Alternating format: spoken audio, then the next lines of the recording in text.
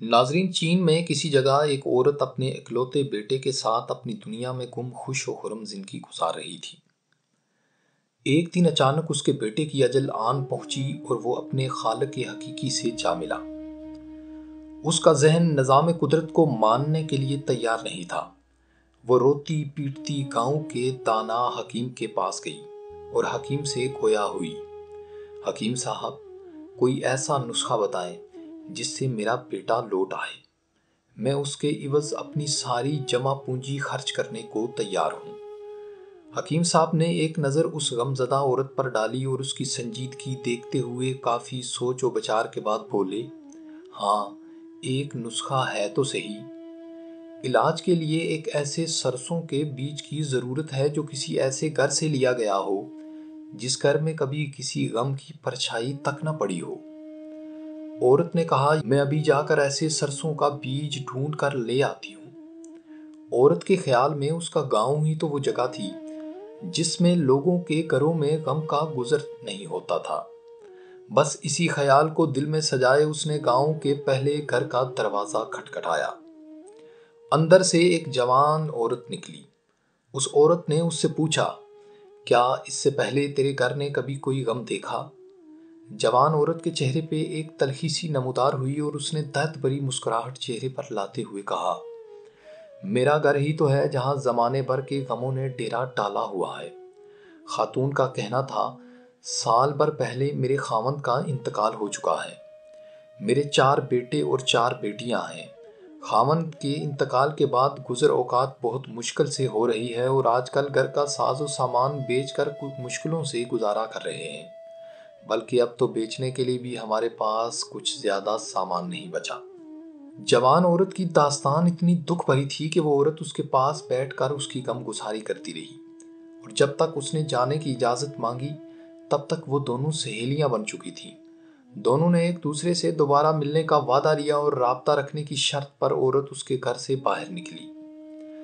مغرب سے پہلے یہ عورت ایک اور خاتون کے گھر میں داخل ہوئی جہاں ایک اور صدمہ اس کے لیے منتظر تھا۔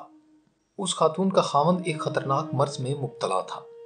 گھر میں بچوں کے لیے کھانے پینے کا سامان نہ صرف یہ کہ موجود ہی نہیں تھا بلکہ یہ بچے اس وقت بھوکے بھی تھے۔ عورت بھاگ کر بازار گئی اور جیب میں جتنے پیسے تھے ان پیسوں سے کچھ دالیں، آٹا اور گھی وغیرہ خرید کر لائی۔ خاتون خانہ کے ساتھ مل کر جلدی جلدی کھانا پکوایا اور اپنے ہاتھوں سے ان بچوں کو شفقت سے کھلایا۔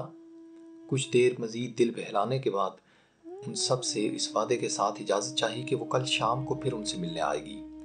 دوسرے دن پھر یہ عورت ایک گھر سے دوسرے گھر اور ایک دروازے سے دوسرے دروازے پر اس امید سے چکر لگاتی رہی کہ کہیں اسے ایسا گھر مل جائے جس پر غموں کی کبھی پرچھائی بھی نہ پڑی ہو اور وہ وہاں سے ایک سرسوں کا بیج حاصل کر سکے، مگر ناکامی ہر جگہ اس کی منتظر تھی۔ ہر گزرتے دن کے ساتھ اس عورت کو کسی نئی دکھ بھری کہانی کا سامنا ہوتا اور یہ عورت مصائب اور غموں سے متاثر انہی لوگوں کا ایک حصہ بنتی چلی گئی اور وہ اپنے تئیں ان سب میں خوشیاں بانٹنے کی کوشش کرتی رہی۔ وقت گزرنے کے ساتھ ساتھ یہ عورت بستی کے ہر گھر کا حصہ بنتی چلی گئی۔ وہ عورت نہ صرف اپنا دکھ بھول چکی تھی بلکہ وہ یہ بھی بھول چکی تھی کہ وہ ایک ایسے گھر کی تلاش میں نکلی تھی جس پر کبھی غموں کی پرچھائی نہ پڑی ہو۔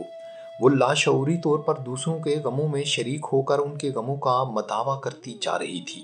بستی کے حکیم نے گویا اسے اپنے غموں پر حاوی ہونے کے لیے ایسا مثالی نسخہ تجویز کر دیا تھا جس میں سرسوں کے بیج کا ملنا تو ناممکن تھا مگر اپنے اکلوتے بیٹے کی موت کے غم کو بھولنا ممکن تھا۔